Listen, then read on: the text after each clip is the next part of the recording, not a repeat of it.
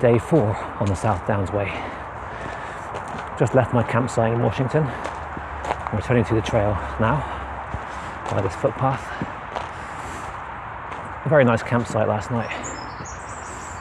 I was told in advance it would cost me £8 for the pitch, but they charged me 14, maybe because of the bank holiday season. I don't know, maybe I should look into that when I get home.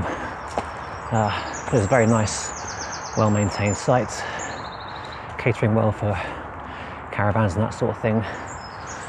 I was the only backpacker there, but there's loads of room for me to find a pitch. I found a nice quiet spot in the paddocks, not too windy and very flat. Had another restless night's sleep. Just wasn't feeling very tired. My legs were tired and things, my feet needed some attention. But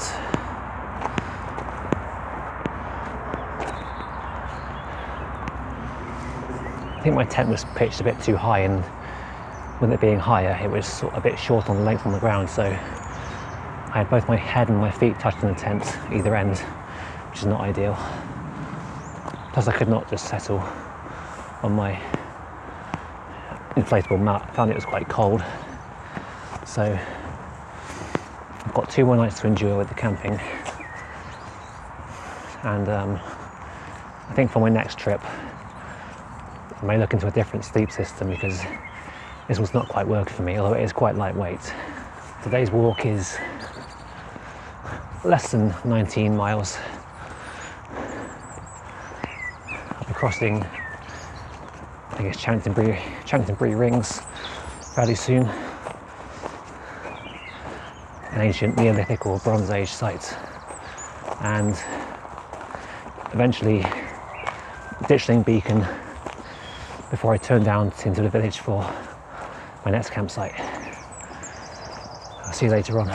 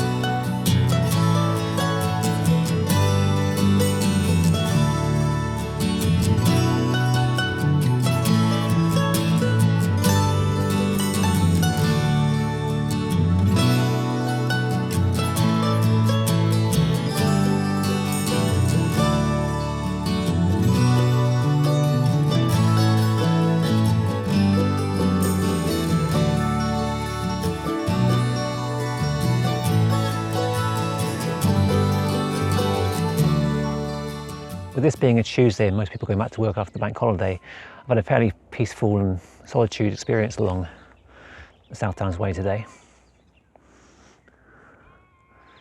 There's a cool northerly breeze coming in, which could bring some bad weather overnight or tomorrow, I suppose. It's really quite nice and refreshing. It's not too hot or anything. It's sunny at times, but as you can see, quite overcast. I can just see the south coast again coming into view. There's like a wind farm. It looks like it's offshore down there, wherever that is. Just met this cyclist who lives locally. He was telling me about his own opinion of the wind farm you can see off the coast ahead. How he's not in favour of the idea. It's been here about 2 years apparently, but apart from the aesthetic features and the visual interference, you might say, he's against the idea because it's probably going to get neglected at some point.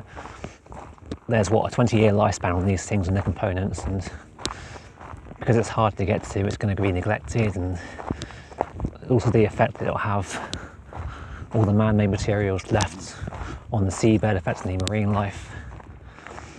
It's not really a long-term answer.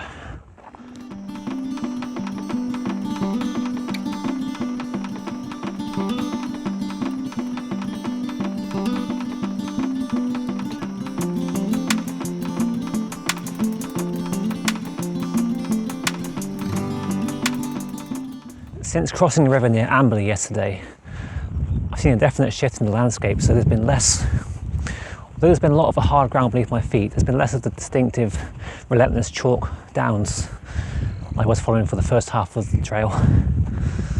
I've seen a lot more of the green landscape here on, and the occasional road, which has been very welcome. Certainly as far as my feet are concerned, because they're patched up quite well so far. I've got one identical blister on either foot. Both are on the outside of my heels. They're both taped up sufficiently, but they do complain a bit with every step. It would be too easy now to just give in and find a way home and away from the trail, but I'm so close, 2 days away from the end point, and I'm not giving up now.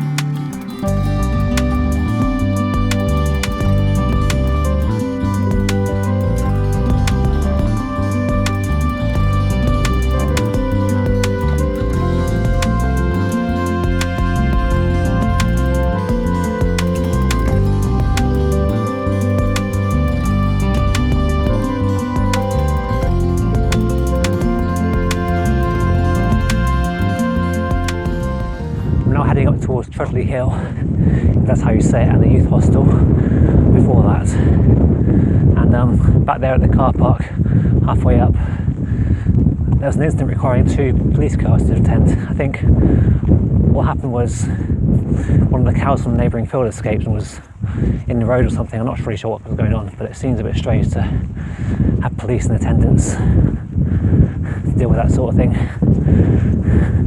Also good, I suppose. It kind of breaks that belief somehow that police do nothing more than desk jobs these days.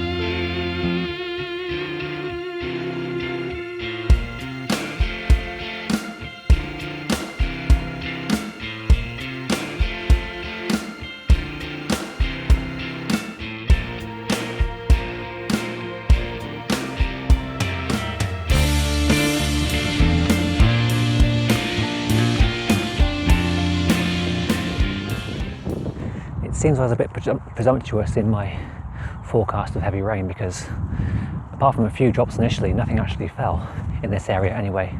I could see the hill with the youth hostel got covered quite badly. It went very dark very quickly. I kind of dodged that one. I had my jacket on, my rain cover on my rucksack, and my phone in its waterproof case just in case, but I got lucky, I guess.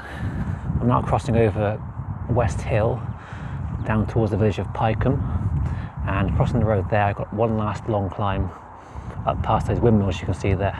They're nicknamed Jack and Jill, and I'm going to try and do a short detour there before heading over the north side of the hills and down to my campsite for this evening. So it's quite a long way up, but it's not too far to go.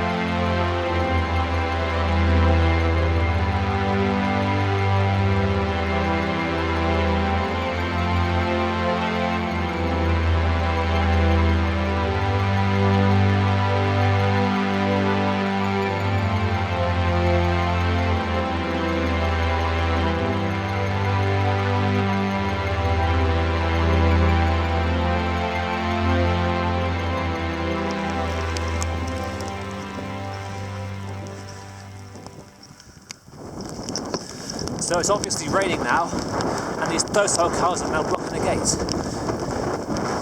Apparently they found shelter there, so I'm going to have to jump the fence. Thanks, cows. I'm almost at Ditchling Beacon. This storm has finally arrived, with rain and clouds at least. Perfect timing, eh? I'm going to end things here, get down to find my campsite. So thanks again for watching this video. I'll see you on day 5. One more long day to go, and an easier day on day 6. Thanks again.